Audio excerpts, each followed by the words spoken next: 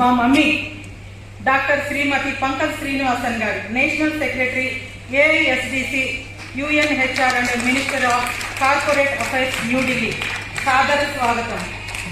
శ్రీమతి Anjani Kumari garu, TVP senior superintendent CSC code, సామాజికవేత్త, తెలంగాణ. వారంటే కూడా తెలియని వారు ఎవరు లేరు. రిటైర్ అయ్యి రీసెంట్గా హైదరాబాద్లో సెటిల్ అయ్యాను. నా last assignment Telangana and Andhra sub ఏరియాకి జనరల్ ఆఫీసర్ కమాండింగ్గా మేజర్ జనరల్ ర్యాంక్లో ఉన్నాను. అంతా ఫైనలైజ్ అయింది. ఆ అమ్మాయి పేరెంట్స్ నన్ను కాంటాక్ట్ అవ్వండి. ఎనీ రిలేటెడ్ రోల్ ఉంటే ఆ అమ్మాయికి నేను నా ఫిల్మ్లో అవకాశం కల్పిస్తున్నాను. అందుకని నేను మధ్యలో థ్యాంక్ యూ. చిరు, ఒకసారి వేదిక మీదకి రాయ. తెలంగాణ సరస్వతి పరిషత్ సుప్రీం హీరో అంటే నువ్వేనాయనా రా. నెక్స్ట్ అవార్డు గ్రహీత గొట్టూరి మహతి గారు.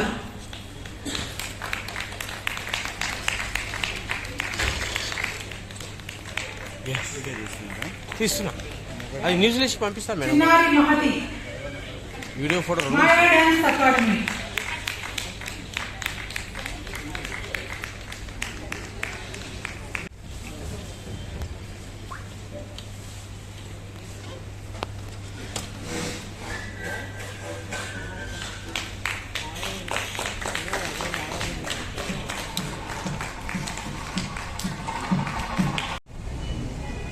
Yes sir.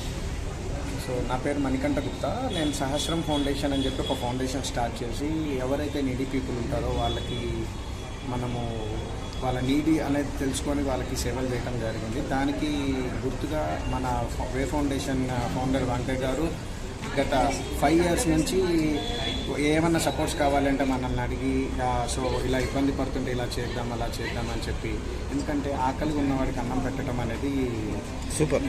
ఆకలిగా ఉన్నవాడికి అన్నం పెట్టడం అనేది చాలా ఇది అన్ని దానాల్లో కన్నా అన్నదానం మిన్నా అని అంటారు. సో అట్లానే ఒక ఆకలి అయిన వాడికి అన్నం పెట్టడమే కాకుండా ఒకరికి చదువుతో, ఒకరికి విద్యను అందించడంలో, ఒకరికి ఇంకా కావాల్సిన వాటిని సాయం చేయడంలో దానిలో కలిగే తృప్తి కానీ దానిలో కలిగే ఆనందం కానీ వేరే ఉంటుంది. సో ఈ ప్రైడ్ ఇండియా నేషన్ అవార్డు అనేది దాని గురించి నేను చేసిన సేవలందుకు వాళ్ళు గుర్తించి నాకు ఇవ్వటం జరిగింది. ఈ సందర్భంగా ఈ వే సంస్థ వాళ్ళకి మీడియా ద్వారా ఏమైనా చెప్పాలనుకుంటా, మీకు అవకాశం ఇచ్చిన ఇట్లాంటి వే ఫౌండేషన్ ఇప్పుడు చాలామంది ఇక్కడికి వచ్చిన అతిథులందరూ మాట్లాడింది ఏంటంటే సమాజంలో మార్పు రావాలి అని అందరూ అంటారు. సమాజంలో నుంచి మార్పు రావడం కంటే ముందు మనకి ఫస్ట్ ఎవరైతే ఇండివిజువల్గా మన కాంట్రిబ్యూషన్ మనం కంట్రీకి ఏం చేస్తున్నాం, ఇండివిజువల్గా మన కాంట్రిబ్యూషన్ ఈ నేషన్కి ఏం చేస్తున్నాం అనేది ప్రతి ఒక్కళ్ళు అది అవగాహన పొందినప్పుడే మనకి బాగుంటుంది.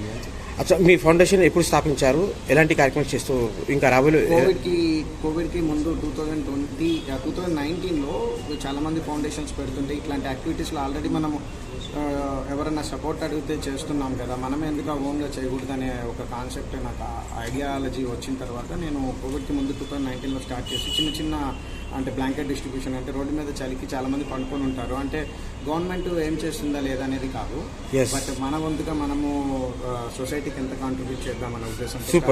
తర్వాత 2020 సహస్రం ఫౌండేషన్ అనేది మనం పెట్టిన తర్వాత 2019లో పెట్టిన తర్వాత 2020లో కోవిడ్ వచ్చినప్పుడు డైలీ 160 మెంబర్స్కి మీల్ అనేది ప్రొవైడ్ చేయడం జరిగింది. Thank you sir.